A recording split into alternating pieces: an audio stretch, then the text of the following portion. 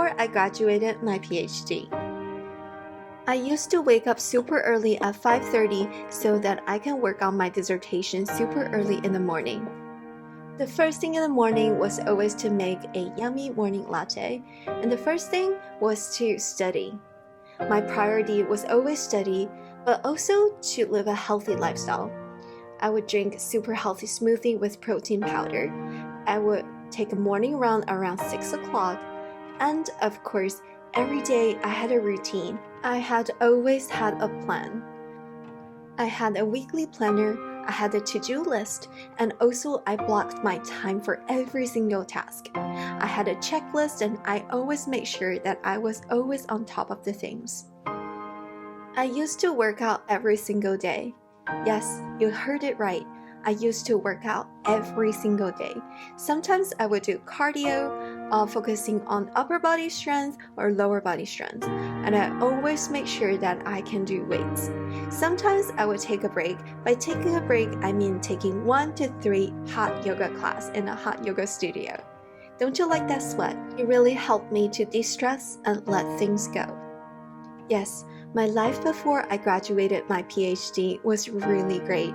I was always positive, I was always productive. Sometimes I was in a rut, but it's okay because every day is a new day and I had a goal, is to graduate and get a job.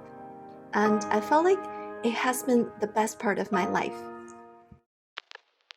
Last year, I finally achieved my goal. I graduated and became Dr. Ming. Yes, honestly, it was the biggest achievement of my life.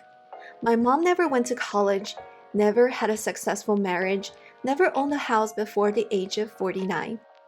So, to the majority of my family, my mom and I were losers.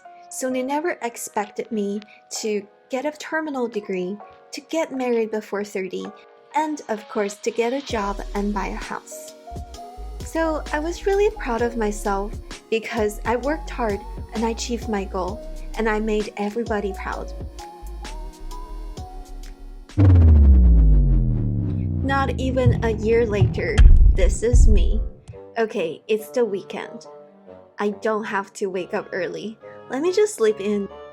Alright, even this cat is sleeping, it definitely justifies that, hey, I need some sleep, so I might as well just get some sleep with the cat. Okay, finally I'm awake. Maybe I should just check out YouTube. Oh, maybe next video. Okay, it's probably time to wake up because I'm hungry, but I'm in a zombie mode. Finally, I'm successfully awake, and this is the house. Ta-da! Well, it's not dirty, it's just cluttered. Stories I tell myself. Wait, I haven't done laundry for a while. Okay. Now it's time to get food. Okay, frozen food, chicken fried rice. It's probably high in sodium and high in fat and not a lot of nutrients, but it's okay, it's convenient. 2 minutes? Actually, it's 4 minutes. Actually, it's 2 minutes and then 4 minutes, and then we're good to go. Yum! Actually, it's not that yum, but it's good enough and convenient. Okay, let me get to go. And fried chicken! Yum! Alright, I know it sounds crazy. Why is somebody so mad about graduating and having a real job, making money, be a real adult? I know, it sounds crazy. Trust me, when I was a student, I used to think to myself, hey, I wish I graduated next day. All I want to do was to graduate, get a job, and move on. I was like so sick of schools. I was so tired of schools, especially during the second year and third year. I was almost done with my coursework, but it always seems that there's unlimited coursework. And then it's a qualifying exam, and then the dissertation proposal and data collection. I just felt like there's so much stress and everything. But at the same time, I felt like I was being very productive, and I felt like every single day I was improving myself. Every single day I was making progress towards something. Every single day I was working towards a goal, which is to graduate. Now that I have graduated, I have a job. I felt like there was no goal. I felt like every day is the same. There was no goal to work towards with. I was being productive sometimes, but sometimes I have a slower day at work. I don't know. I think some people may really enjoy it, but I'm just this type A person who's always trying to be productive. When I was not productive, I do not feel fulfilled. I do not feel happy. When I stop improving myself, when I stop working towards a goal, I just feel like when I'm not improving, I am going backwards. Doesn't make any sense. So I felt like the whole thing is just whether there is a goal I work towards, whether I am being productive, whether I am constantly improving myself. So post-graduation crisis is a thing. I don't know if it happens to you. I did 4 years of college, 2 years of graduate school, and then 1 year of post-graduation research, and then 4.5 years of PhD studies. I just feel like part of my life is to improve, to be productive, to work towards a goal. Amazing feeling every time I achieve a milestone. Now that I graduated, I don't have a goal that I work towards with. There is no such thing as completion, graduation, and I felt like I'm not improving myself every day, which is kind of annoying to me. So yes, I have been in a rut.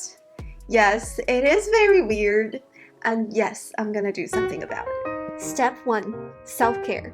I know it sounds really superficial because I'm just putting on a face mask, but hey, it does make me feel like I'm more pulled together and I actually care about myself. And just look at this cleansing mask, whether it works or not, I love the process. Just look at this face.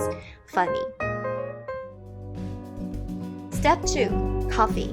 Okay, I have to admit that I am a coffee addict. I have to drink coffee every single day, but hey, when I drink coffee, it does make me feel like I'm about to do something. Just look at this energy juice. It tastes very good, and just imagine you're in a coffee shop and trying to study and work, and just visualize your day, set your intention of the day. Just pump yourself up. You're in for something big.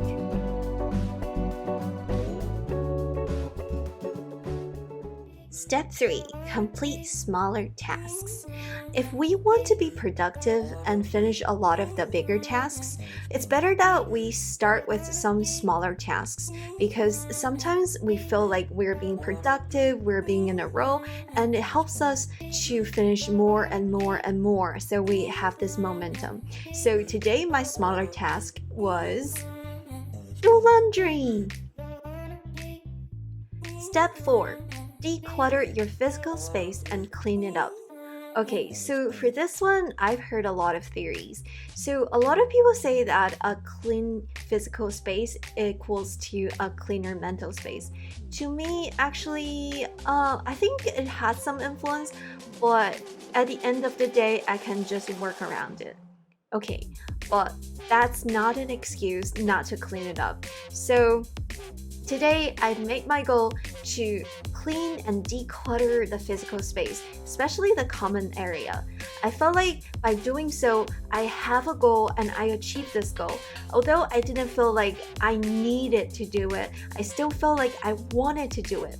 So set my intention and tell myself I don't need to do it, but I want to do it. It's going to be helpful. And look at this cluttered.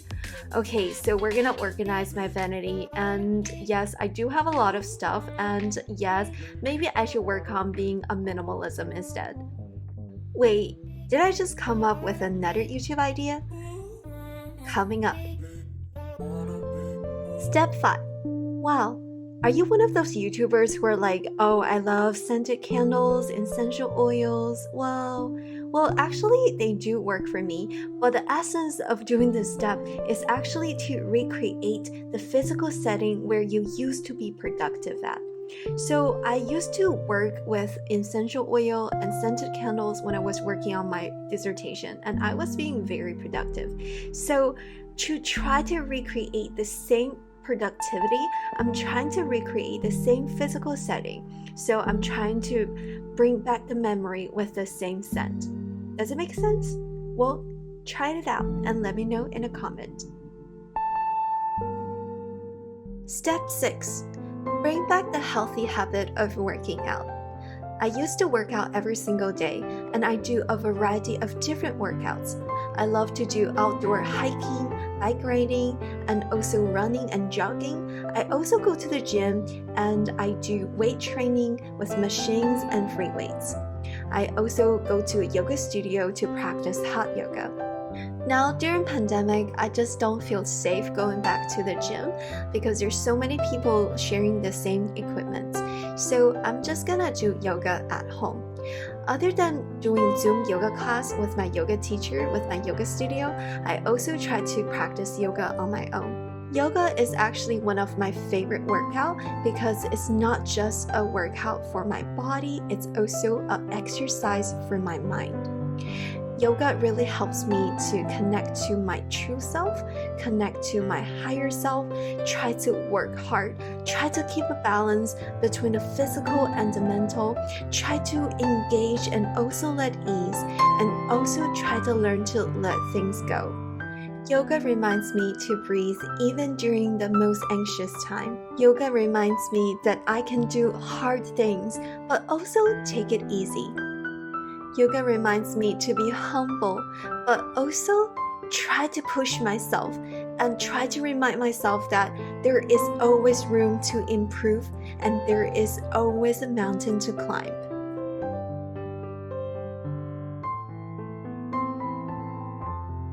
Yoga also reminds me to flow like water, but also slow it down. There is nowhere to be. There is no one to meet, there is nothing to say, and just be. As shared by one of my favorite cartoon characters, Kung Fu Panda, inner peace. Okay, so after I figured out the root of my problem, I felt like one of the goals is to try to keep my self-development going. And one of the things that I want to do is to learn new skills. So I was looking at data science because my undergrad degree was actually in information system, and I felt like it's gonna be useful if I combine data science and my education degrees. So I'm just reading this book my coworker shared with me about data science and education.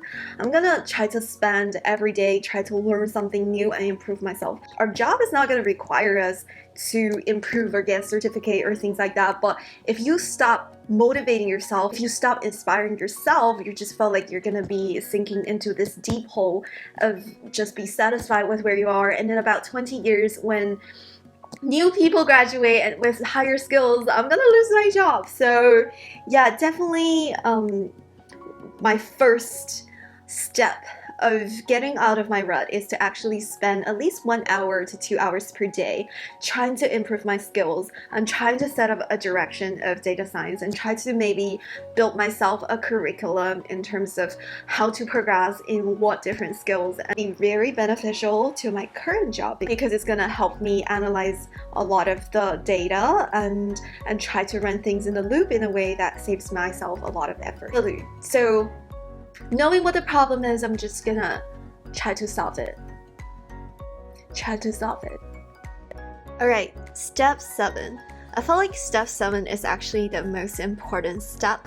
The other steps before this step is actually to build upon, and they're just a foundation of this final golden step, is to keep learning new skills and keep improving the learned skills. Graduation doesn't mean the end of the learning. When we were in school, we basically just go through the curriculum and learn what's prepared for us, what's for us to prepare for the job market. And now that we're already on the job market, it's important to figure out what's our career path and what are the skills to improve upon and what are the new skills to learn so that we don't get backwashed by the society and the job market. There are a lot of online resources to use, and sometimes it doesn't lead anywhere, but it's always important to know that we're getting better and stronger every single day. Alright, that's it for today's video. Thank you so much for watching the first episode of PhD Post-Graduation Crisis Journey. And thank you so much to be part of this journey. And To be continued. If you like this video, please give it a thumbs up. It really helps me out with the YouTube algorithm, and also subscribe for the next episode. And I will see you in my next video. Oh, don't forget to ring the bell. Don't follow.